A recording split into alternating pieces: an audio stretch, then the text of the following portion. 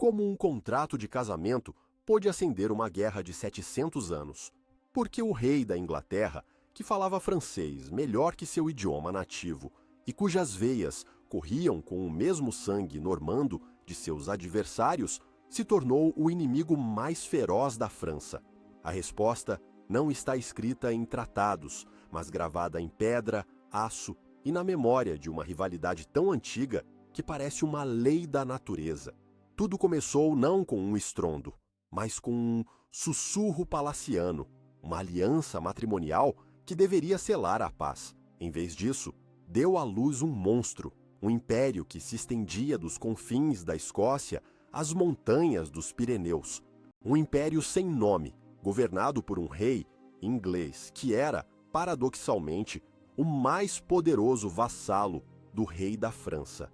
Esse nó geopolítico, o Império Angevino, era uma anomalia, uma contradição ambulante que só podia ser desfeita com a espada. O arquiteto deste império foi Henrique II Plantageneta, um homem de energia demoníaca, um redemoinho de ambição e fúria. E sua rainha, Leonor da Aquitânia, não era menos formidável. Antes rainha da França, ela se divorciou de seu pio marido, Luís VII, para se casar com o jovem e vibrante Henrique, trazendo consigo o vasto e rico ducado da Aquitânia. Foi um escândalo, uma afronta pessoal que Luís jamais perdoaria. A inimizade entre os dois reis não era apenas política, era visceral. Eles lutaram não por nações que mal existiam em sua forma moderna, mas por castelos, por direitos feudais, por orgulho. As primeiras batalhas desta longa guerra foram assuntos de família, travadas em campos lamacentos da Normandia, onde cavaleiros que compartilhavam um avô tentavam se matar por uma torre de pedra. Os Plantagenetas construíram um império com casamentos e os Capetos com sangue, mas ambos os lados sabiam que a coroa da França valia qualquer missa e qualquer guerra. A guerra se arrastou, uma sangria lenta e constante. Não havia grandes exércitos, apenas bandos de cavaleiros e mercenários que viviam de saques e cercos. Um castelo tomado hoje era perdido amanhã. Uma trégua assinada na primavera era quebrada no verão. Henrique, o rei construtor, o legislador, passava a maior parte de sua vida em campanha, dormindo de armadura, sempre em movimento. Ele era o lobo, e Luís o cordeiro, mais um cordeiro que contava com a lealdade de seus vassalos e a bênção da igreja. A França, mesmo menor e mais fraca, tinha uma arma secreta, a legitimidade. O rei em Paris era o soberano ungido por Deus. O rei em Londres era apenas um duque superdimensionado em terras francesas, um vassalo rebelde. Essa era a ferida que nunca cicatrizaria. Então, a tragédia familiar se tornou a maior arma da França. Leonor, cansada do marido e de suas infidelidades, instigou seus próprios filhos a se rebelarem contra o pai. Henrique o Jovem, Ricardo, Godofredo, João, todos eles em um momento ou outro, ergueram a espada contra seu próprio sangue, financiados e encorajados pelo rei francês. A Grande Revolta de 1173 foi uma guerra civil que incendiou o império. Henrique II, o grande rei, foi forçado a lutar contra seus próprios filhos em uma campanha brutal que o deixou amargurado e exausto.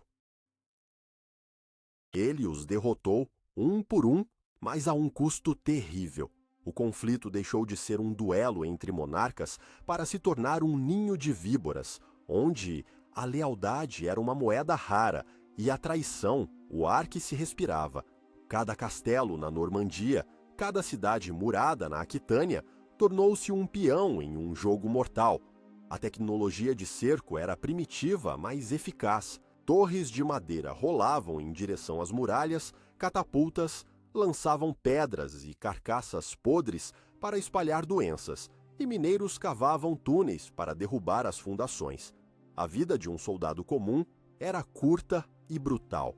A de um cavaleiro era um pouco mais longa, mas terminava da mesma forma, com uma lança no peito ou definhando em um calabouço úmido, à espera de um resgate que talvez nunca chegasse. A guerra se alimentava de si mesma, criando uma geração de homens que não conheciam outra vida senão a da espada.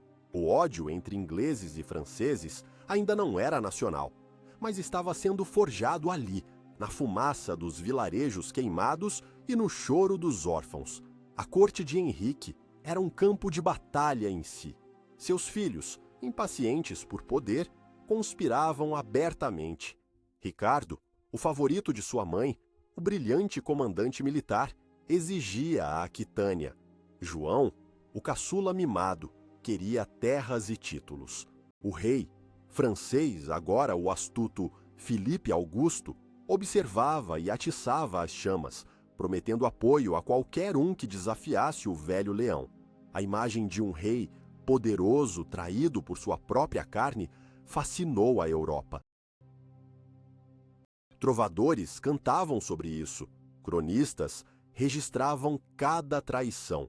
O que você defenderia até a última gota de sangue? O direito à coroa ou a segurança do seu povo? A questão pairava sobre cada decisão, cada batalha. A guerra era um redemoinho que sugava tudo, recursos, homens, esperança. Para financiá-la, Henrique impôs impostos pesados, reformou leis, centralizou o poder. Paradoxalmente, o conflito que ameaçava destruir seu império o forçou a criar um Estado inglês mais forte e organizado. Enquanto isso, na França, a ameaça constante de um vizinho superpoderoso forçou o rei francês a consolidar seu próprio poder, a subjugar seus vassalos e a criar um senso de identidade francesa em oposição ao inimigo do outro lado do canal. As duas nações estavam sendo moldadas no mesmo fogo, como espadas gêmeas destinadas a se chocar. Henrique, o jovem, morreu de disenteria durante uma de suas rebeliões. Godofredo foi pisoteado até a morte em um torneio. Apenas Ricardo e João permaneceram. No final, foi uma última traição que quebrou o velho rei. Em 1189, enquanto lutava contra uma nova coalizão de Ricardo e do rei Filipe, Henrique II adoeceu. Em seu leito de morte, ele pediu a lista dos nobres que o haviam abandonado. No topo da lista estava o nome de seu filho mais novo e amado, João. Diz a lenda que o coração de Henrique se partiu. Suas últimas palavras foram: que vergonha para um rei conquistado. Ele morreu amaldiçoando seus filhos, deixando para trás um império vasto, mas instável, e uma guerra que apenas começava. O conflito que ele iniciou por amor e ambição se transformaria em algo muito maior, uma força impessoal que consumiria gerações. A rixa de família tornou-se o destino de dois povos. E no trono da Inglaterra, agora se sentava o filho que ele mais temia e admirava, um gênio militar sem igual, um homem que era a própria encarnação da guerra. Seu nome era Ricardo, e seu coração, diziam, era o de um leão. Ele herdou não apenas uma coroa, mas também um ódio profundo por Filipe Augusto da França, um ódio que levaria a guerra a um novo e aterrorizante patamar de violência e genialidade tática. O jogo de reis estava prestes a se tornar um duelo de gigantes. A coroa inglesa agora pertencia a Ricardo I, o coração de leão, e com ele, a guerra mudou de natureza. Deixou de ser uma série de escaramuças feudais para se tornar um confronto épico entre dois dos maiores monarcas de sua época. De um lado, Ricardo, o guerreiro consumado, o estrategista brilhante, um homem que se sentia mais à vontade em uma cota de malha do que em vestes reais. Do outro, Filipe II Augusto da França, o lobo, um político astuto, paciente e implacável que compensava sua falta de proeza marcial com uma mente conspiratória e uma determinação de ferro para unificar a França. O cenário estava montado para uma das maiores rivalidades da Idade Média. Ricardo via o trono como um meio para financiar suas guerras. Filipe via a guerra como um meio para consolidar seu trono. A Terceira Cruzada ofereceu a Filipe a oportunidade que ele esperava. Ambos os reis juraram lutar juntos para libertar Jerusalém, mas sua mútua desconfiança envenenou a expedição desde o início. Eles discutiram sobre tudo, sobre a estratégia, sobre o saque, sobre o trono de Jerusalém. No final, Filipe, alegando doença, abandonou a cruzada e voltou para a França, deixando Ricardo para lutar sozinho. Mas a verdadeira intenção do lobo era outra. Mal retornou, ele começou a conspirar com o irmão mais novo de Ricardo, João, e a atacar as terras angevinas na Normandia. Enquanto Ricardo lutava e conquistava glória na Terra Santa, suas terras em casa estavam sendo roídas pelo lobo francês. A notícia da traição chegou a Ricardo, que após um naufrágio e um cativeiro humilhante nas mãos de um duque austríaco, finalmente retornou à Inglaterra em 1194, queimando de desejo de vingança. O que se seguiu foi uma demonstração de pura genialidade militar. Ricardo desembarcou na Normandia e, em uma série de campanhas relâmpago, começou a reverter todos os ganhos de Filipe. Ele se movia com uma velocidade desconcertante, surpreendendo guarnições, aliviando cercos e derrotando exércitos franceses, maiores, com táticas audaciosas. A guerra tornou-se seu ofício, sua arte. Ele pagou exércitos de mercenários, liderados pelo temível Mercadier, homens que lutavam não por lealdade, mas por dinheiro, e que trouxeram um novo nível de profissionalismo e brutalidade ao campo de batalha. Ricardo entendia que a guerra estava mudando. Não era mais apenas sobre a carga de cavaleiros nobres, era sobre logística, dinheiro, engenharia e a vontade de um único comandante. O ápice de sua estratégia foi a construção do Château Gaillard, o Castelo Atrevido. Erguido em apenas 2 anos em um penhasco estratégico com vista para o rio Sena, era uma obra-prima da engenharia militar, muito à frente de seu tempo. Com suas muralhas concêntricas, torres redondas para desviar projéteis e fossos profundos, era considerado inexpugnável. Ricardo o chamava de sua linda filha de 1 ano. O castelo não era apenas uma defesa, era uma declaração.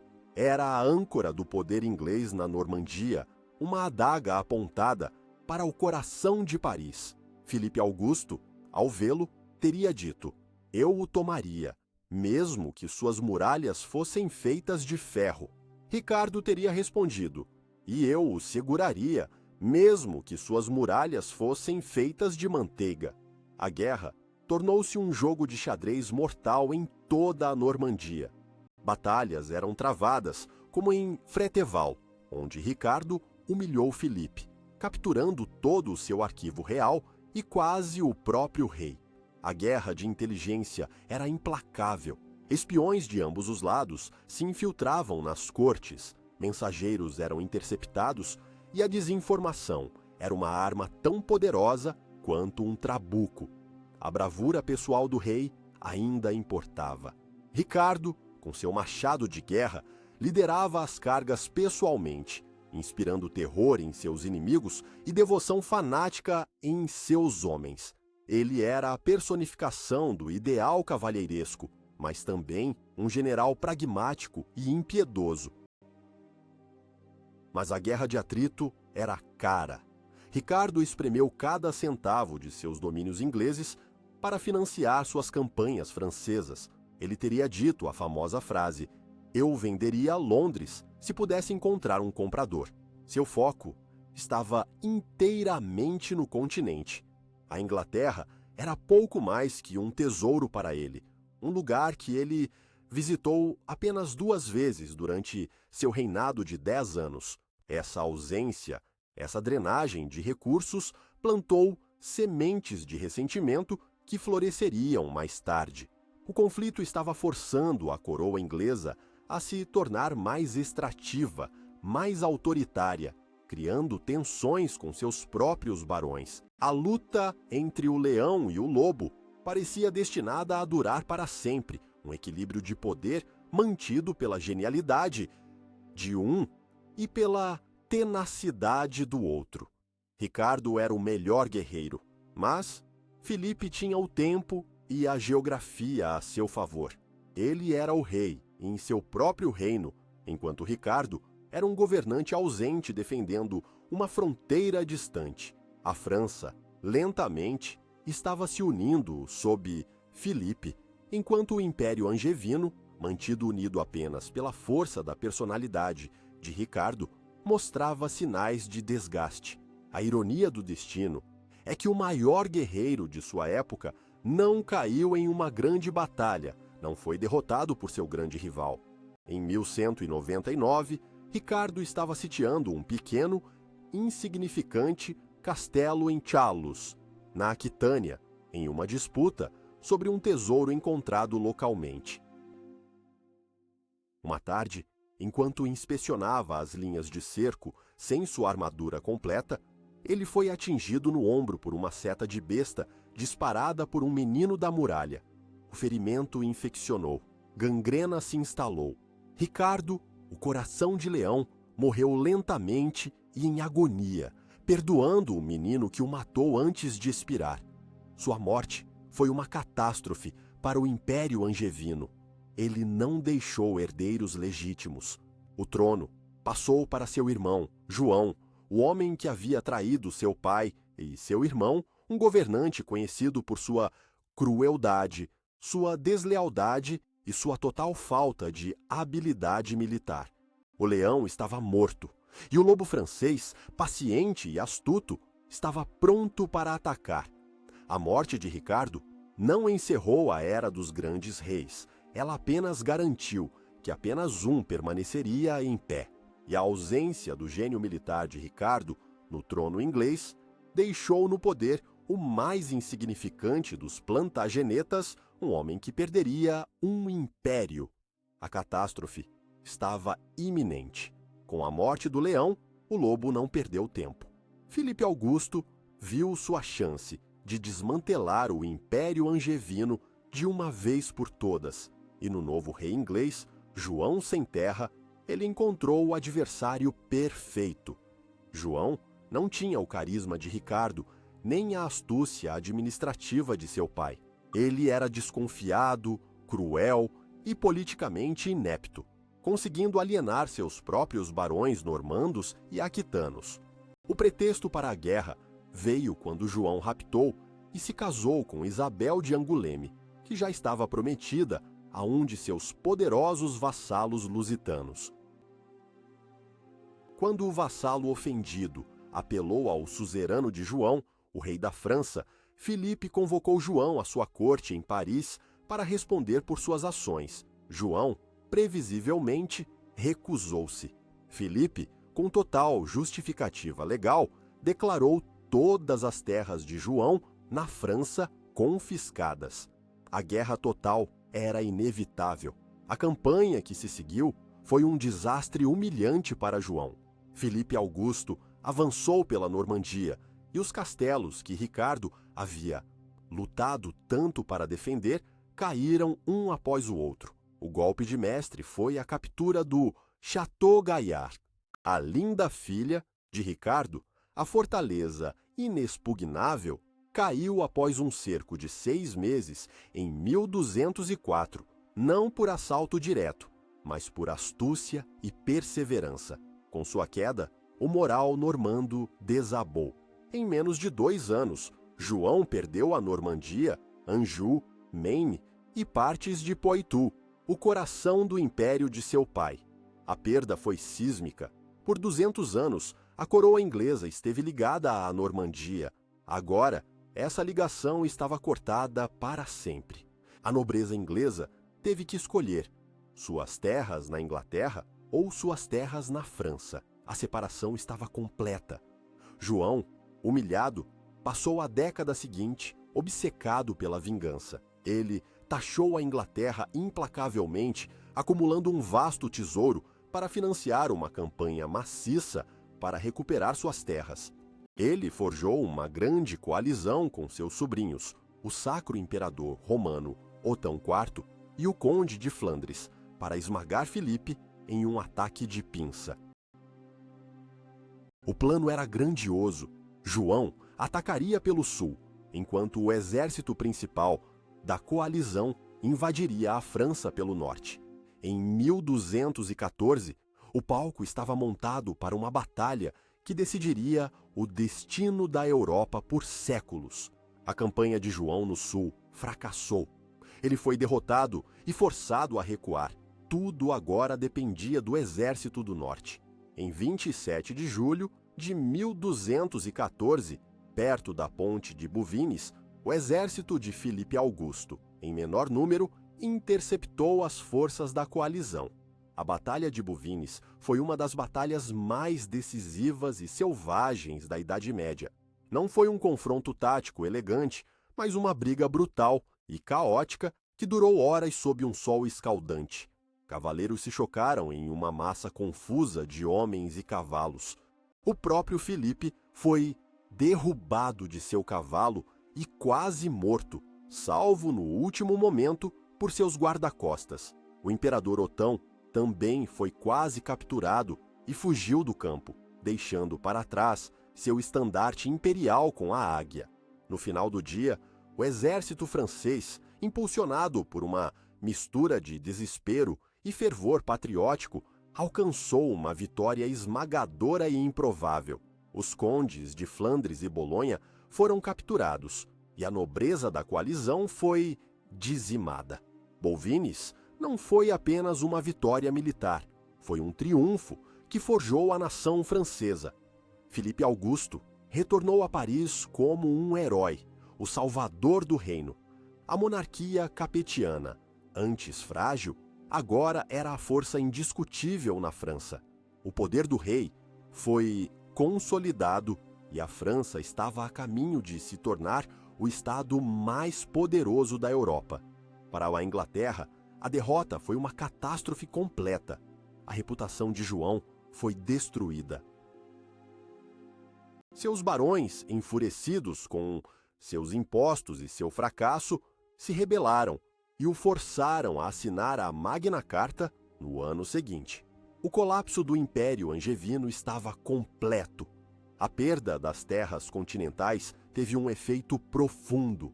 Forçou a monarquia inglesa a se concentrar em seu próprio reino insular. Paradoxalmente, a derrota na França ajudou a criar a Inglaterra, mas o ressentimento permaneceu.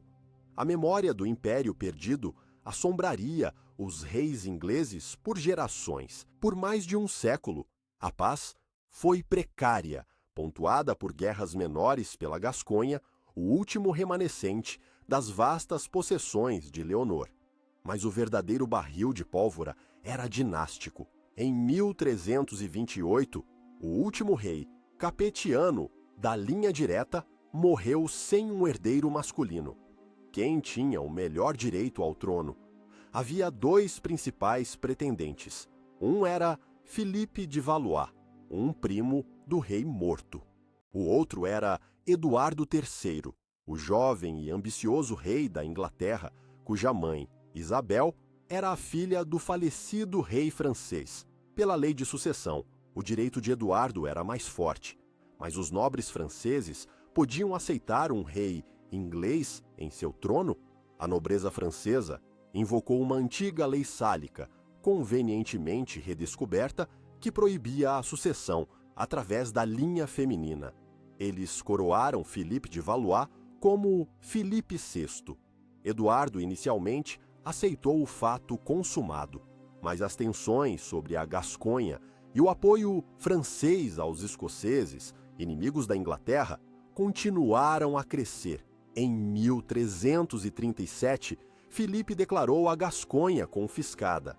Desta vez, Eduardo respondeu de forma dramática. Ele reivindicou formalmente o título de rei da França, desafiando a legitimidade de Filipe. O que antes era uma disputa feudal por terras tornou-se uma luta existencial pela própria coroa da França.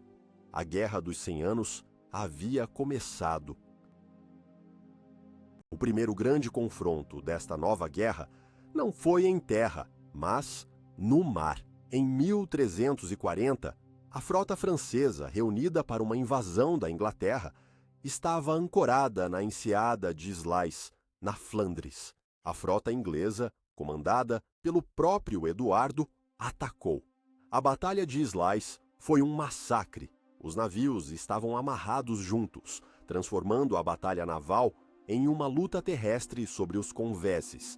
Os arqueiros ingleses, com seus poderosos arcos longos, varreram os navios franceses com uma chuva de flechas mortais antes que os homens de armas ingleses embarcassem para o combate corpo a corpo. A frota francesa foi aniquilada. A vitória foi tão completa que se dizia que, se os peixes pudessem falar, eles falariam francês.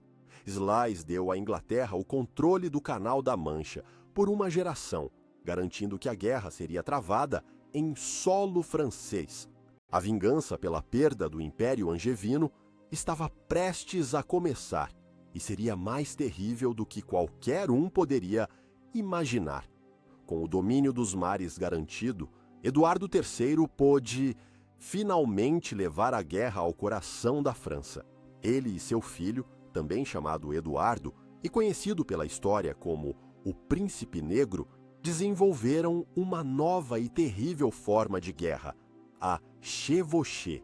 Não se tratava de conquistar e manter território, mas de uma incursão em grande escala, rápida e devastadora, projetada para destruir a economia do inimigo, minar o moral de sua população e provar que seu rei era incapaz de protegê-los. Colunas de soldados ingleses e galeses, principalmente arqueiros, e homens de armas montados cavalgavam pelo campo francês, queimando colheitas, saqueando cidades e massacrando qualquer um que resistisse. Era uma guerra total, brutal, que não fazia distinção entre soldado e civil. A terra sangrava sob os cascos de seus cavalos. Em 1346, Eduardo liderou uma grande chevauchée pela Normandia, avançando em direção a Paris. O rei, Filipe VI, finalmente reuniu um exército francês muito maior e o encurralou perto da vila de Crécy. Os ingleses, em menor número e exaustos, escolheram uma posição defensiva no topo de uma colina. A nobreza francesa, ansiosa por glória e desprezando o exército inglês de plebeus, estava confiante na vitória. Eles confiavam em sua principal arma, a carga maciça de cavalaria pesada, a força mais temida no campo de batalha europeu por séculos. Mas os ingleses tinham uma arma que mudaria as regras da guerra para sempre: o arco longo. O arco longo inglês não era uma arma de nobres, era a arma do povo, do pequeno proprietário rural.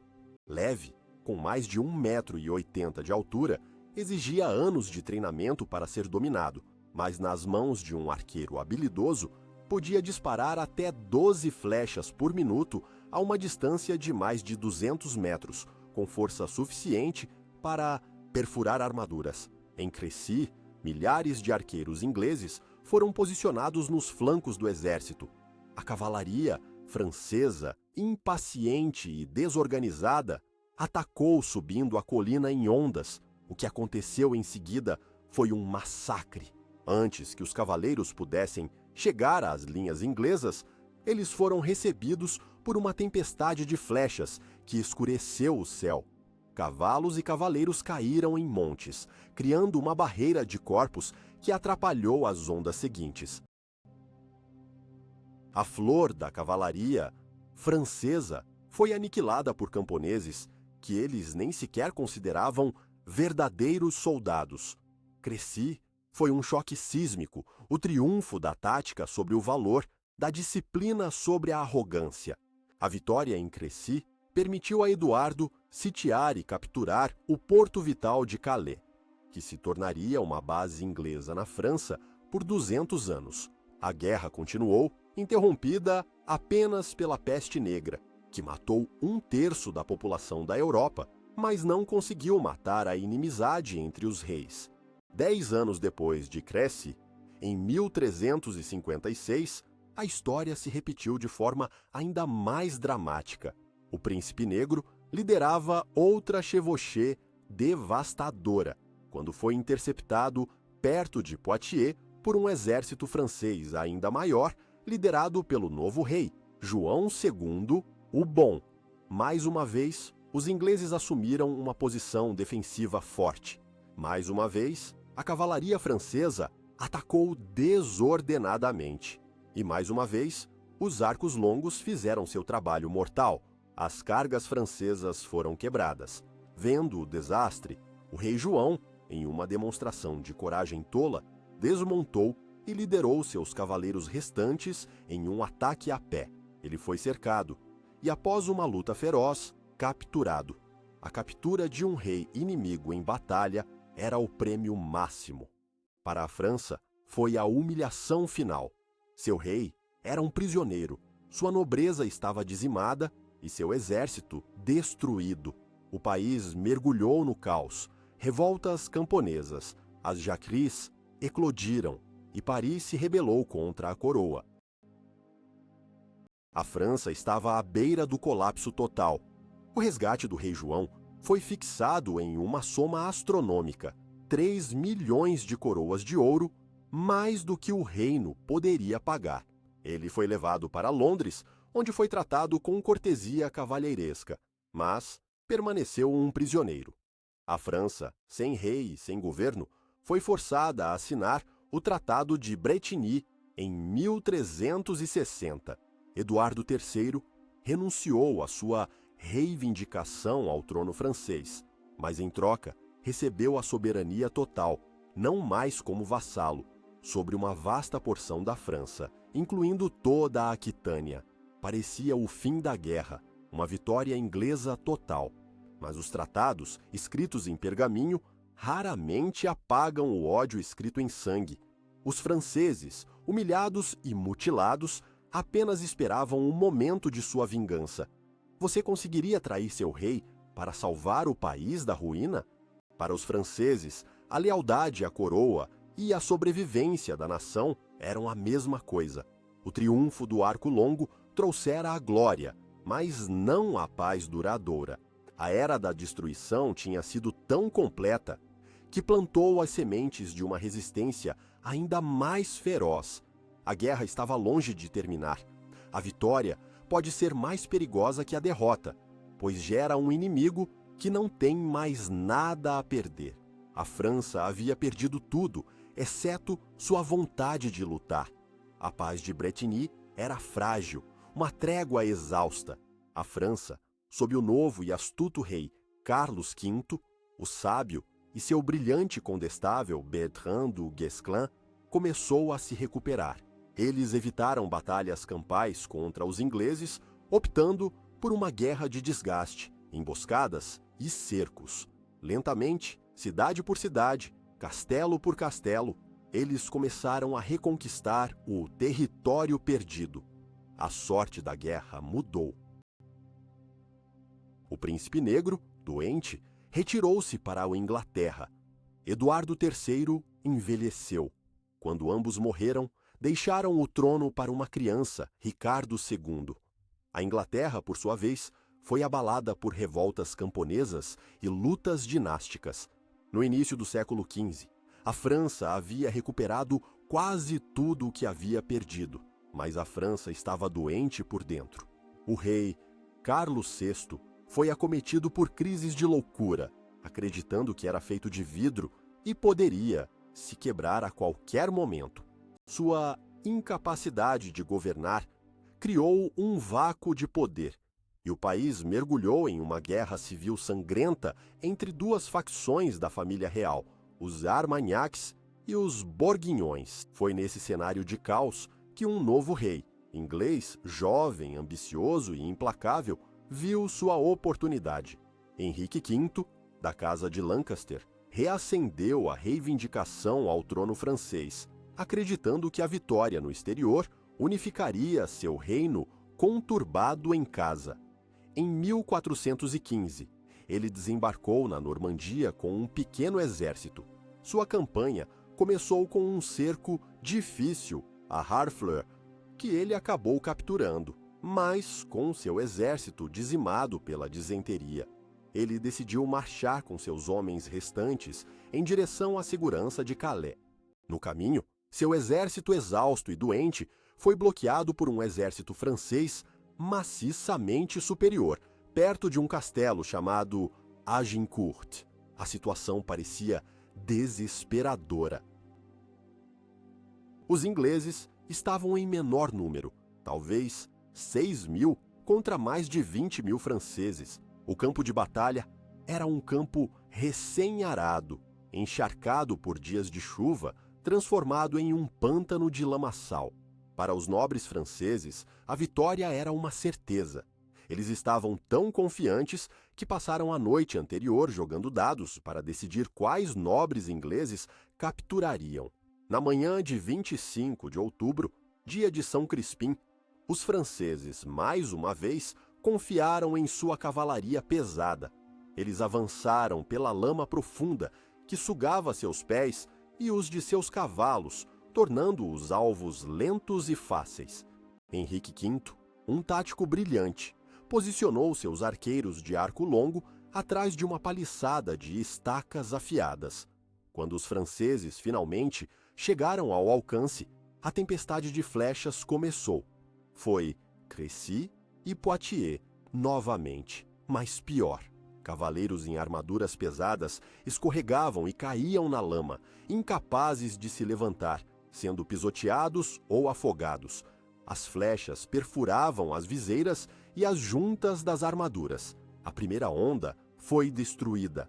A segunda, de homens de armas a pé, também atolou na lama, exausta antes mesmo de alcançar as linhas inglesas. O que se seguiu foi uma carnificina. Os arqueiros ingleses, com machados e martelos, avançaram sobre os franceses presos e os massacraram. A Batalha de Agincourt foi uma das vitórias mais unilaterais da história. A nobreza francesa foi, mais uma vez, aniquilada. A catástrofe em Agincourt quebrou a resistência francesa. Henrique V conquistou a Normandia e avançou sobre Paris. Os Borguinhões, em sua amarga rivalidade com os Armagnacs, aliaram-se aos ingleses. Em 1420, com o Tratado de Troyes, o enlouquecido Carlos VI deserdou seu próprio filho, o Delfim Carlos, e nomeou Henrique V como seu regente e herdeiro do trono francês. Henrique casou-se com a filha de Carlos, Catarina de Valois, unindo as duas coroas. Parecia o fim. O filho do rei inglês seria o rei da França. O sonho de Eduardo III estava realizado. A Guerra de 100 Anos estava vencida. Mas então, o destino interveio. Henrique V, o grande conquistador, morreu subitamente de disenteria em 1422, deixando o trono para seu filho de 9 meses, Henrique VI. Poucos meses depois, Carlos VI também morreu. A França agora tinha 2 reis, um bebê inglês no norte e o deserdado e desmoralizado Delfim Carlos no sul, que se autoproclamou Carlos VII, mas não tinha nem coroa nem capital. Os ingleses, sob o comando do talentoso regente, o Duque de Bedford, continuaram seu avanço, sitiando a cidade estratégica de Orleans. Se Orleans caísse, o resto da França de Carlos VII provavelmente se renderia. Tudo parecia perdido. E então, do nada, veio um milagre. Uma jovem camponesa analfabeta de uma vila remota chamada Dom Remy apareceu na corte de Carlos. Ela se chamava Joana. Ela alegava ouvir vozes de santos que lhe diziam que sua missão era libertar Orleans e levar o Delfim a Reims, a cidade tradicional da coroação dos reis franceses para ser devidamente coroado. Em seu desespero, Carlos VII lhe deu uma chance. Vestida com uma armadura branca e carregando uma bandeira, Joana d'Arc chegou a Orleans. Sua presença eletrizou os soldados franceses desmoralizados. Ela não era uma estrategista, mas sua fé e carisma eram contagiantes. Em uma série de ataques audaciosos, os franceses, inspirados pela donzela, romperam o cerco e forçaram os ingleses a recuar. Foi uma vitória impressionante, um ponto de virada psicológico. Joana, então, persuadiu Carlos a empreender uma campanha audaciosa pelo coração do território inimigo até Reims. A marcha foi um triunfo. Cidades abriram seus portões para ela. Em Reims, Carlos foi coroado, rei Carlos VII, ganhando a legitimidade que lhe faltava. Joana havia cumprido sua missão, mas sua história terminaria em tragédia. Ela foi capturada pelos Borguinhões, vendida aos ingleses, julgada por heresia, por um tribunal eclesiástico pró-inglês e queimada na fogueira em Rouen em 1431. Ela tinha 19 anos. Os ingleses esperavam que sua morte quebrasse o moral francês. Em vez disso, eles a transformaram em uma mártir, um símbolo do renascimento da França. O sacrifício de uma donzela por sua coroa reacendeu o espírito de uma nação inteira. A guerra, que parecia terminada em Agincourt, renascia das cinzas de uma pira funerária. O impulso místico fornecido por Joana d'Arc transformou-se em estratégia militar. O exército francês, reorganizado e equipado com uma nova e poderosa arma, a artilharia, começou a empurrar os ingleses para trás de forma sistemática. O rei, Carlos VII, antes um governante fraco e hesitante, tornou-se um líder eficaz, reconciliando-se com os Borguinhões e unindo a França contra o inimigo comum. A guerra se transformou em uma série de cercos, e aqui a superioridade francesa em canhões foi decisiva. Castelos e cidades que os ingleses mantiveram por décadas caíram em semanas. A Normandia foi reconquistada, depois a Gasconha, a última fortaleza inglesa.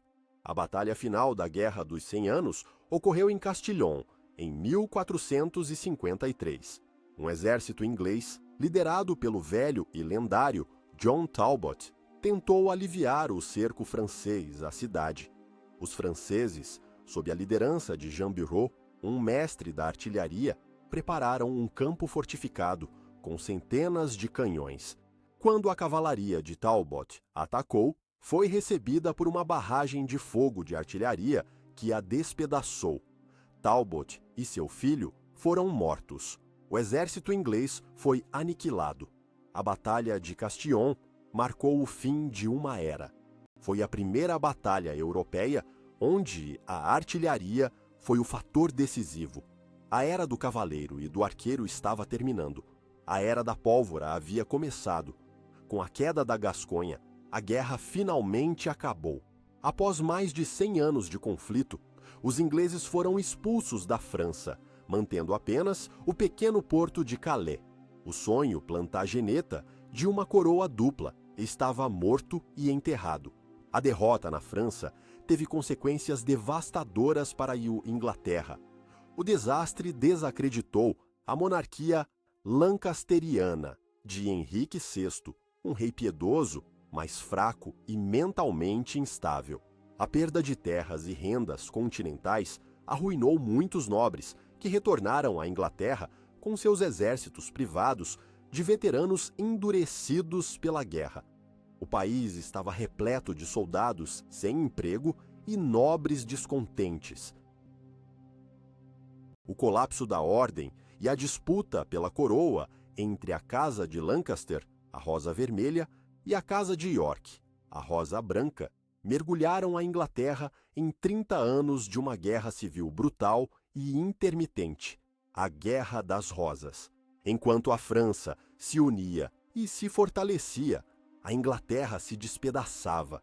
Na França, a vitória deu lugar a uma nova era de poder real.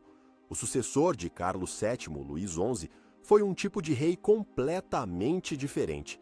Apelidado de o Rei Aranha, Luís era feio, conspirador, supersticioso e incrivelmente astuto. Ele desprezava a pompa e o glamour da cavalaria e da guerra aberta, que considerava cara a imprevisível. Ele preferia métodos mais sutis e eficazes: diplomacia, suborno, espionagem e assassinato político. Luís tecia sua teia por toda a Europa, jogando seus inimigos uns contra os outros, financiando os inimigos de seus inimigos e comprando a lealdade que não podia inspirar. Sua maior obsessão era quebrar o poder dos grandes duques feudais, especialmente o poderoso Duque da Borgonha, que governava um estado rico e quase independente entre a França e o Sacro Império Romano. A rivalidade entre Luís XI e Carlos, o ousado Duque da Borgonha, tornou-se o principal drama político da Europa. Luís apoiou secretamente as cidades suíças e lorenesas a se rebelarem contra Carlos. Quando o Duque da Borgonha tentou esmagar a rebelião, foi derrotado e morto na Batalha de Nancy em 1477. Seu corpo mutilado foi encontrado dias depois, meio comido por lobos. Com a morte de seu grande rival, Luís rapidamente anexou o Ducado da Borgonha ao seu reino. Ele usou a guerra, mas de uma forma nova, incitando outros a lutar por ele, minando seus inimigos por dentro. A ação se deslocou dos campos de batalha para os corredores sombrios dos palácios, onde o som de moedas de ouro sendo contadas era mais alto que o choque de espadas. A Inglaterra, consumida por sua guerra civil, era um jogador menor neste novo jogo. Mas Luís não a ignorou. Ele interveio sutilmente na Guerra das Rosas, oferecendo apoio ora a um lado, ora a outro, para manter a Inglaterra fraca e dividida. Em 1475, o rei iorquista Eduardo IV invadiu a França, tentando reviver as velhas glórias de Agincourt. Luís XI não o enfrentou em batalha. Em vez disso, ele o encontrou em uma ponte sobre o Somme, em Piquigny, e simplesmente o comprou. Ele ofereceu a Eduardo uma grande soma em dinheiro e uma pensão anual para que ele e seu exército voltassem para casa. O rei inglês, feliz em ser pago para não lutar, aceitou. Foi um fim inglório para as ambições inglesas na França. A guerra agora era travada com ouro, não com aço. O reinado de Luís XI marcou a transição da Idade Média para a era moderna na política.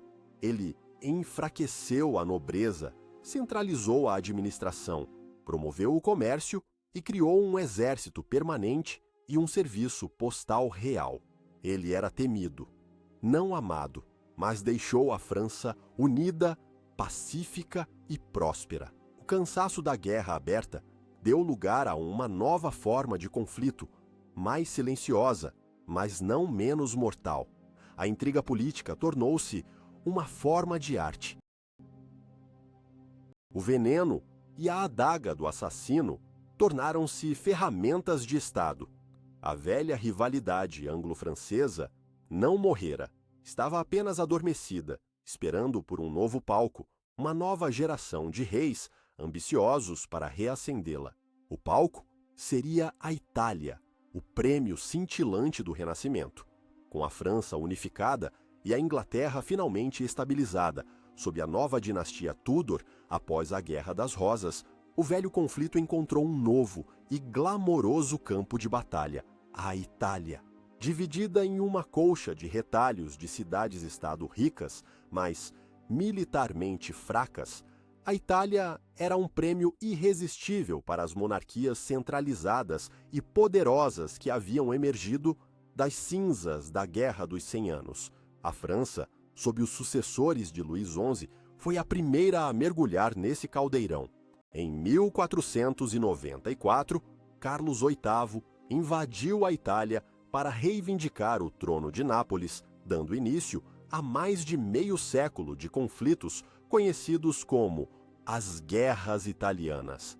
A rivalidade anglo-francesa, que antes se concentrava em castelos normandos, agora se tornaria parte de uma luta pan-europeia pelo domínio do continente.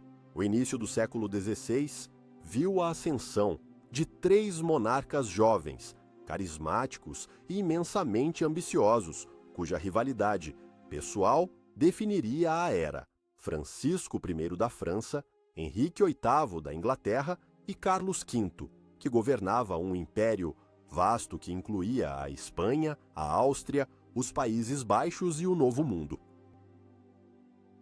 A guerra tornou-se um espetáculo, uma demonstração de poder e prestígio.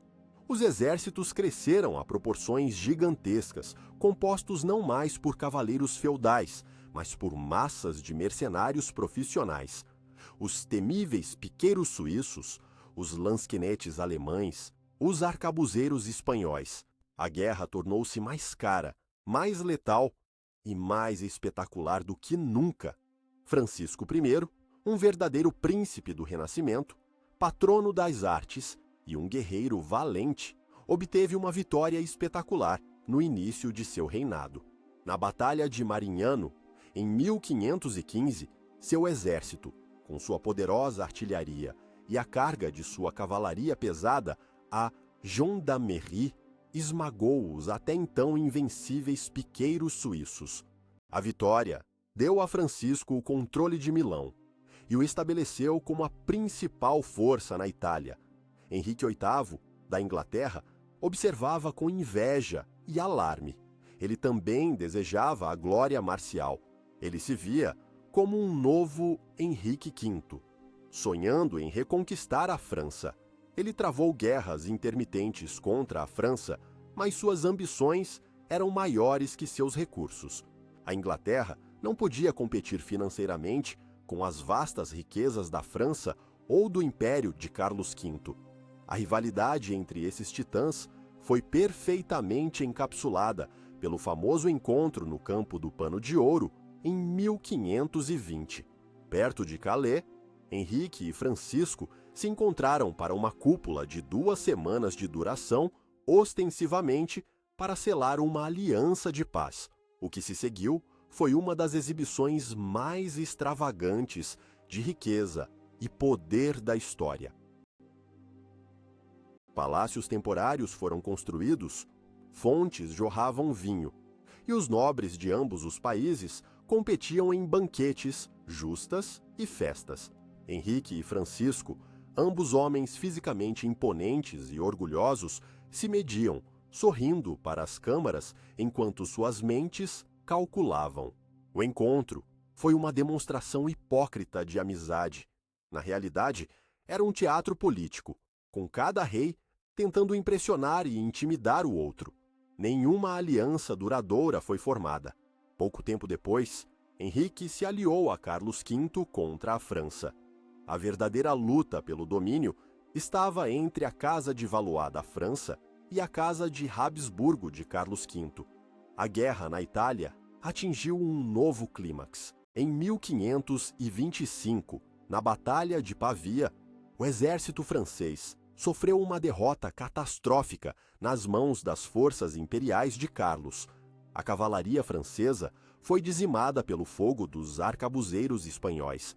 E, em um desastre que ecoou a Batalha de Poitiers, o próprio rei Francisco I foi capturado no campo de batalha. Ele escreveu à sua mãe a famosa frase: "De todas as coisas, nada me resta, senão a honra e a vida que está salva." A captura do rei francês abalou a Europa e pareceu confirmar a supremacia de Carlos V. A Inglaterra de Henrique VIII desempenhou o papel de um oportunista, mudando de aliança para se beneficiar da luta entre os dois gigantes continentais.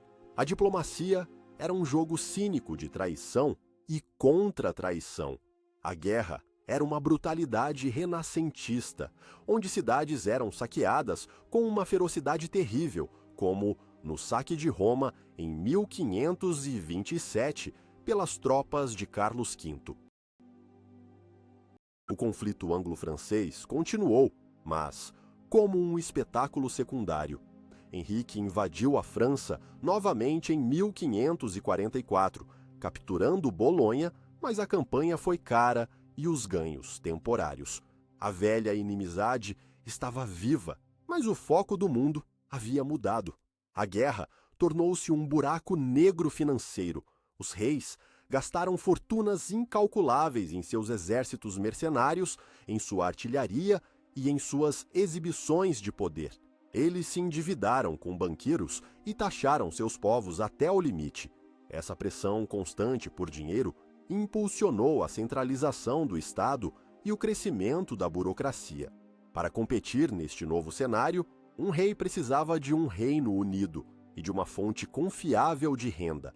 A guerra estava, mais uma vez, forjando os estados modernos da Europa no fogo. A era da rivalidade pessoal entre Francisco, Henrique e Carlos estava chegando ao fim. Henrique VIII morreu em 1547, Francisco no mesmo ano. Carlos V, exausto por uma vida de guerras incessantes, abdicou e se retirou para um mosteiro. Uma nova força estava prestes a varrer a Europa, uma força mais poderosa que a ambição dos reis, a religião. As guerras italianas não haviam resolvido nada. Elas apenas levaram os reinos da França e da Espanha à beira da falência e prepararam o terreno para um novo tipo de conflito, um que seria travado não apenas por território, mas pela alma da própria cristandade. A Reforma Protestante estava prestes a adicionar uma dimensão ideológica e fanática à já sangrenta rivalidade entre as nações. O que você escolheria?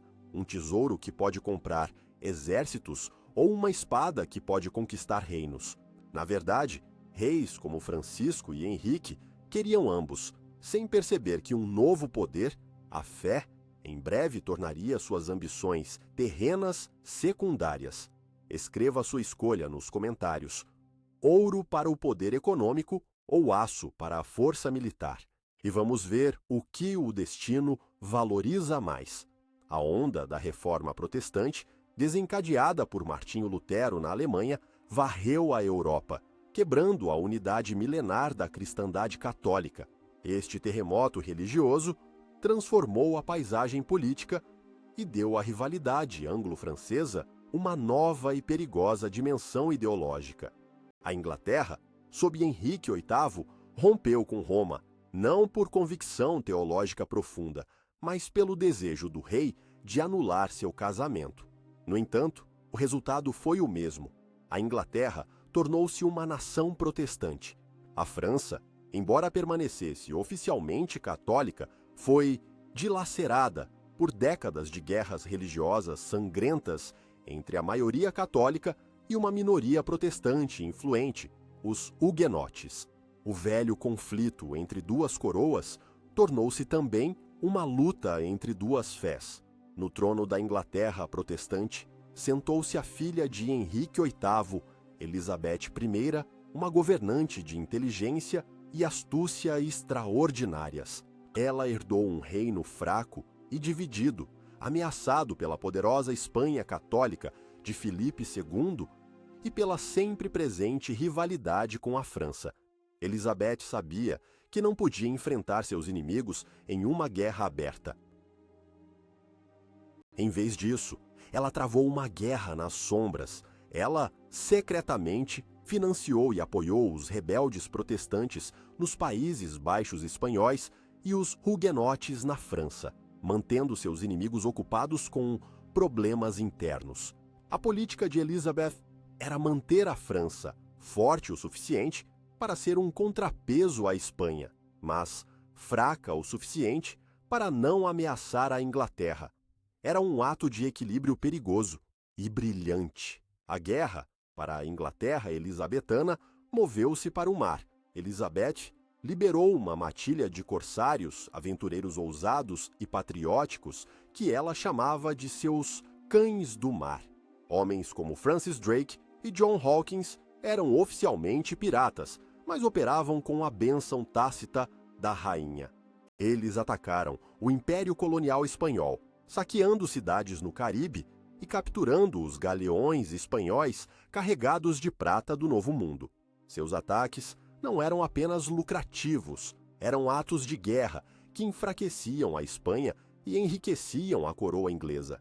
Eles também atacavam navios franceses, mas o inimigo principal era a Espanha, a superpotência católica que sonhava em esmagar a heresia protestante na Inglaterra.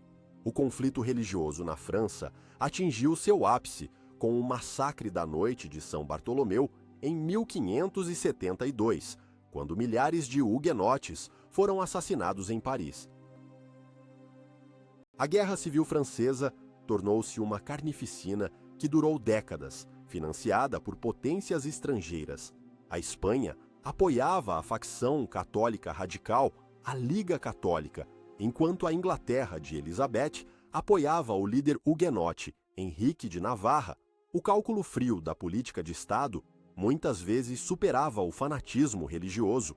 O objetivo de Elizabeth não era uma vitória protestante na França, mas um impasse que mantivesse a França paralisada. A tensão entre a Inglaterra protestante e a Espanha católica finalmente explodiu.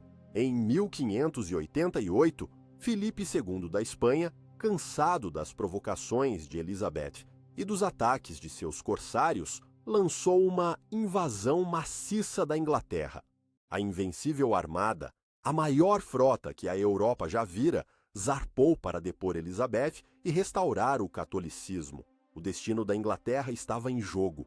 A marinha inglesa, menor e mais ágil, liderada por homens como Drake, enfrentou a armada no Canal da Mancha. Os navios ingleses eram mais rápidos e seus canhões de longo alcance superiores. Em vez de abordar, eles dançaram em torno dos pesados galeões espanhóis, bombardeando-os à distância. Na Batalha de Gravelines, os ingleses infligiram danos severos à armada, e uma poderosa tempestade, o Vento Protestante, fez o resto, destruindo a frota espanhola em sua retirada ao redor da Escócia e da Irlanda. A derrota da armada foi um ponto de virada monumental. Ela quebrou o mito da invencibilidade espanhola e marcou o início da ascensão da Inglaterra como uma potência naval. A sobrevivência da Inglaterra protestante foi assegurada. Na França, a Guerra Civil finalmente terminou, quando o líder huguenote, Henrique de Navarra, concordou em se converter ao catolicismo para se tornar rei, supostamente declarando que Paris vale bem uma missa. Como Henrique IV, ele trouxe a paz à França, com o Edito de Nantes, que concedia tolerância religiosa aos protestantes. Com a paz interna restaurada, a França pôde, mais uma vez, voltar sua atenção para o cenário europeu. A era das guerras puramente religiosas estava terminando, dando lugar a um novo século de conflitos onde a religião era uma justificativa, mas a verdadeira motivação era o poder do Estado, a raison d'État. A rivalidade anglo-francesa, que havia sido sublimada pela ameaça espanhola, estava pronta para ressurgir. A luta não era mais por feudos na Normandia ou por fés conflitantes, estava se tornando uma luta pelo comércio, pelas colônias e pelo domínio global. A guerra nas sombras dos corsários e espiões de Elizabeth preparou o terreno para um confronto muito maior, um que seria travado em todos os oceanos do mundo.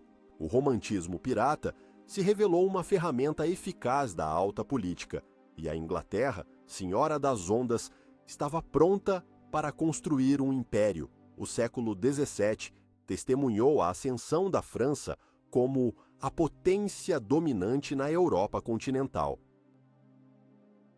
Sob a habilidosa orientação dos cardeais Richelieu e Mazarin, e depois sob o longo e glorioso reinado de Luís XIV, o Rei Sol, a França se tornou o epítome do absolutismo monárquico.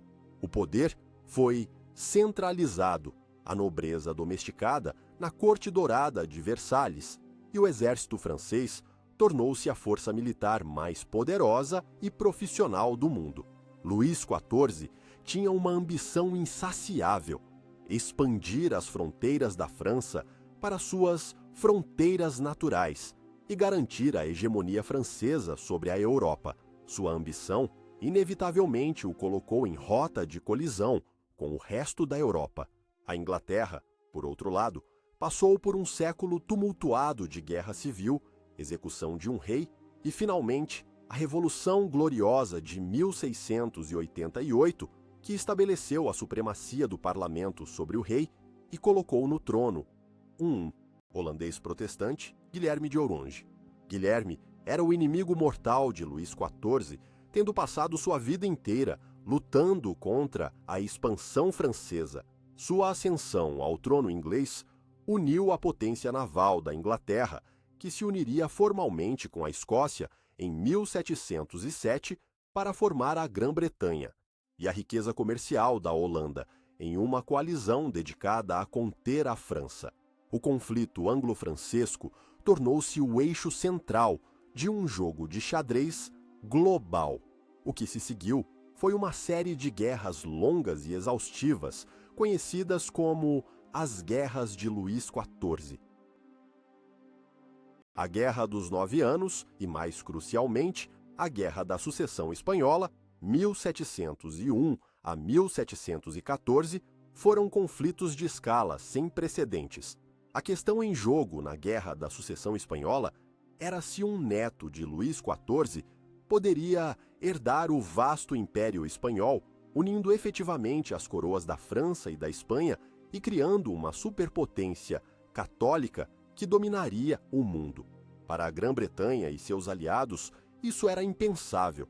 A guerra foi travada não apenas na Europa, mas também em escala global.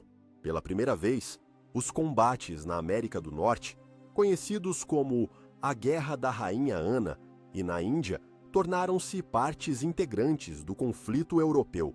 A rivalidade não era mais regional, era mundial. Esta era produziu um dos maiores gênios militares da história britânica, John Churchill, o primeiro duque de Marlborough. Em uma série de vitórias brilhantes e audaciosas, Marlborough infligiu derrotas humilhantes aos exércitos de Luís XIV, que eram considerados invencíveis. Na Batalha de Blenheim, em 1704, Marlborough e seu aliado, o príncipe Eugênio de Saboia, esmagaram um exército franco-bávaro, salvando Viena e destruindo o mito da invencibilidade francesa. Ele repetiu o feito em Ramillies, Oudenarde e Malplaquet. As batalhas eram massivas, envolvendo centenas de milhares de soldados e incrivelmente sangrentas, com longas linhas de infantaria, trocando salvas de mosquete a queima-roupa. A guerra também foi definida por cercos intermináveis às fortalezas estelares projetadas pelo brilhante engenheiro de Luís XIV, Vauban. A arte da fortificação e do cerco atingiu um nível científico. A guerra tornou-se um processo lento e metódico de avançar trincheiras, bombardear muralhas com artilharia pesada e finalmente lançar assaltos sangrentos. A guerra tornou-se um estado permanente, um jogo brutal de desgaste que exauriu os tesouros de todas as nações envolvidas. A Grã-Bretanha, com seu sistema financeiro mais avançado, o Banco da Inglaterra e sua capacidade de contrair dívidas, conseguiu financiar essas guerras de forma mais eficaz que a França absolutista. No final, a Guerra da Sucessão Espanhola terminou em um impasse exausto. O neto de Luís XIV tornou-se rei da Espanha, mas as coroas da França e da Espanha foram proibidas de se unirem. A Grã-Bretanha foi a maior vencedora, ganhando territórios estratégicos como Gibraltar e Minorca no Mediterrâneo, bem como vastas concessões territoriais na América do Norte, como a Terra Nova e a Acádia, da França. A Grã-Bretanha emergiu do conflito como a principal potência naval e comercial do mundo, com um império em expansão. A França, embora ainda imensamente poderosa, estava financeiramente esgotada e seu monarca envelhecido. A natureza do conflito havia mudado para sempre. Não era mais sobre as reivindicações dinásticas de reis medievais. Era uma luta impessoal entre estados-nação, uma competição por impérios, rotas comerciais e equilíbrio de poder. O esplendor do absolutismo em Versalhes era financiado pelo sangue dos soldados nas trincheiras da Flandres e pelas fortunas feitas no comércio de açúcar e escravos nas colônias. As bases do Império Britânico e do Império Francês estavam sendo lançadas e sua competição pelo domínio mundial definiria o século seguinte, levando ao clímax final e mais cataclísmico de sua rivalidade de 700 anos. O antigo mundo de reis absolutos estava à beira de ser varrido por uma tempestade revolucionária que nasceria no coração da própria França. A rivalidade anglo-francesa atingiu seu clímax no século XVIII, em uma luta global pelo império conhecida por alguns historiadores como a verdadeira Primeira Guerra Mundial, a Guerra dos 7 Anos, 1756 a 1763. A guerra foi travada na Europa, na América do Norte, no Caribe, na Índia e nas Filipinas. Na América, onde foi chamada de Guerra Franco-Indígena, o confronto decidiu o destino do continente. A vitória britânica decisiva na Batalha das Planícies de Abraão, em 1759, levou à captura de Quebec e à eventual expulsão da França do Canadá. Na Índia, as companhias das Índias Orientais, britânica e francesa, lutaram pelo controle do lucrativo comércio, com a vitória britânica em Placé, em 1757, garantindo sua futura dominação do subcontinente. O Tratado de Paris de 1763 foi um triunfo para a Grã-Bretanha, que se tornou a principal potência imperial do mundo. A França, humilhada, perdeu quase todo o seu império colonial. Mas a vitória teve um custo. Para pagar pela guerra, a Grã-Bretanha impôs novos impostos às suas colônias americanas, levando a protestos e, finalmente, à Revolução Americana. A França, ávida por vingança, viu sua chance. Eles apoiaram maciçamente os rebeldes americanos com dinheiro, armas e, crucialmente, com seu exército e marinha. A intervenção francesa, especialmente a vitória naval na Batalha da Baía de Chesapeake, foi decisiva para garantir a independência americana. A França teve sua vingança, humilhando a Grã-Bretanha e privando-a de suas colônias mais valiosas. Mas a vingança também teve um custo. O esforço de guerra levou o Estado francês, já sobrecarregado de dívidas, à beira da falência. Essa crise financeira, combinada com a fome generalizada e a disseminação de novas ideias do iluminismo sobre liberdade e direitos, criou um barril de pólvora. Em 1789, o barril explodiu. A Revolução Francesa começou. A Revolução varreu a antiga ordem. O rei foi derrubado e executado, a nobreza abolida e o terror revolucionário desencadeado. A Europa monárquica olhou com horror e declarou guerra à França revolucionária para conter o contágio. A Grã-Bretanha, inicialmente simpática a algumas das reformas, rapidamente se tornou a líder e financiadora das coalizões contra a França. A antiga rivalidade geopolítica agora estava inflamada por uma fúria ideológica. Para a Grã-Bretanha, a França era agora uma ameaça existencial, uma fonte de anarquia e ateísmo que ameaçava destruir a civilização. Para a França, a Grã-Bretanha era a pérfida Albion, a nação de lojistas, a tirania dos mares que financiava os inimigos da liberdade.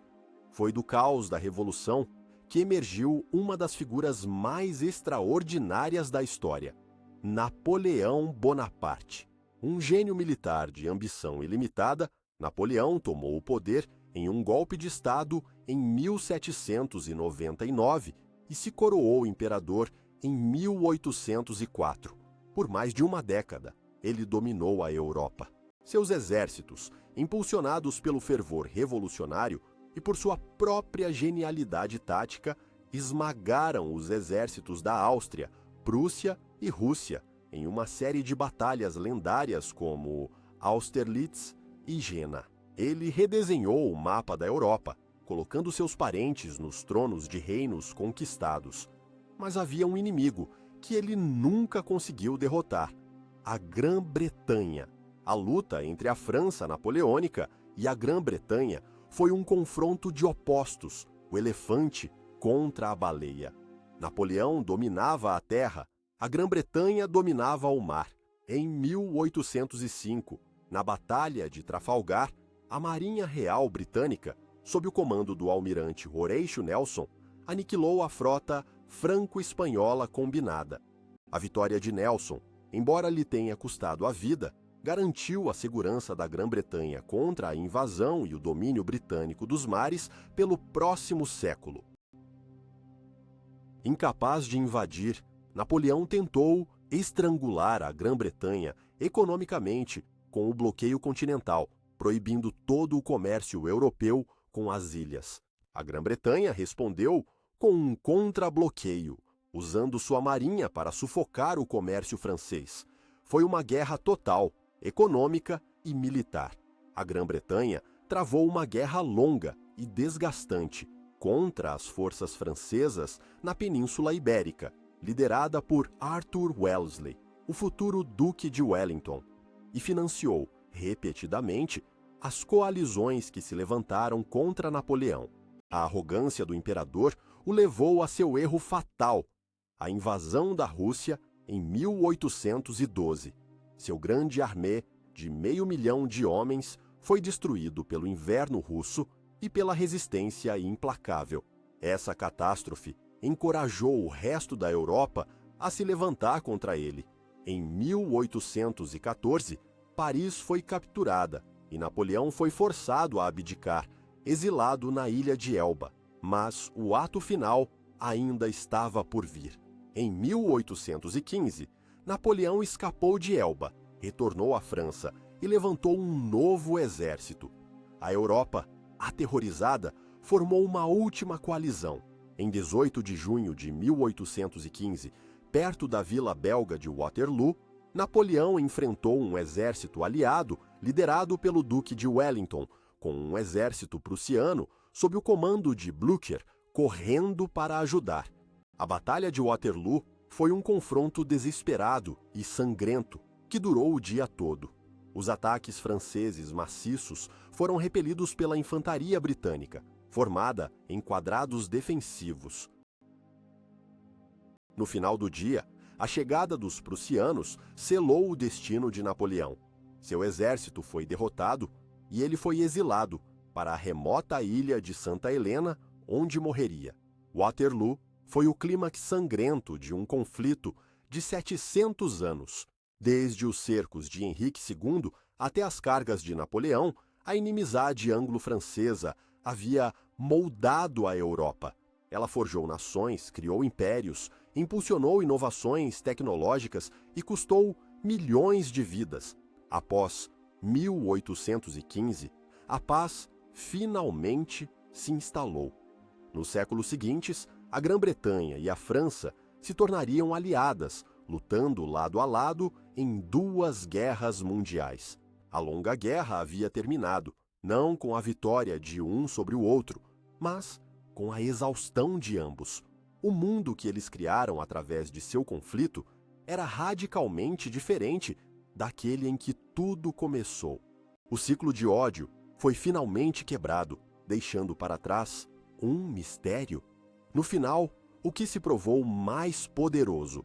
a fúria de 700 anos que forjou impérios ou o silêncio exausto que finalmente os uniu? Deixe sua opinião nos comentários. Sua voz faz parte desta história.